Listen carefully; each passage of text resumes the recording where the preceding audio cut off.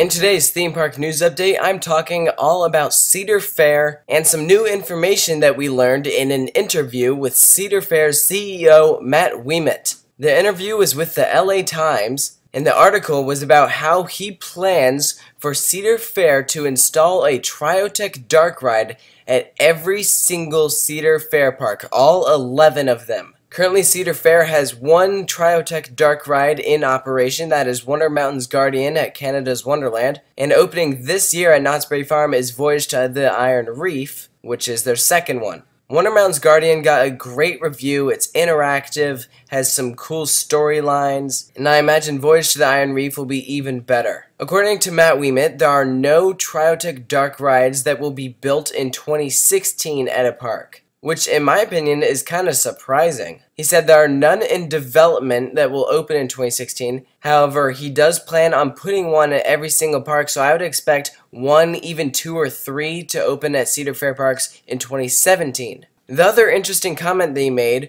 was that they have blank spaces and empty boxes at every single park. When he refers to empty boxes, he means buildings that can house a dark ride. Look at the Action Theater at California's Great America and King's Dominion. Those are some great potential places to put a Triotech dark ride. Also Kings Island with their former Crypt or Tomb Raider building. Even Cedar Point with the arcade building. And then of course the line about the blank spaces unfortunately has nothing to do with Taylor Swift, but rather is referring to spots where you can fit a dark ride building. The other thing that was mentioned in this interview are themes for these dark rides. They don't plan on purchasing any licenses, so they'll continue with the storyline of the dark ride being themed to monsters or creatures living under the park. We see this theme with Wonder Mountain's Guardian, a dragon living in the mountain, and sea monsters under Knott's Berry Farm's boardwalk. So I think it'd be very cool to see how these storylines could expand. The one, of course, I always wanted to see was a Triotech built behind Volcano the Blast Coaster and themed to an exploding volcano. And the last thing that was mentioned in this interview is about how they hope to put in some animatronics in the future Triotech dark rides. And for these animatronics, they would be working with Garner Holt for them. They did the renovations on the Timber Mountain Log Ride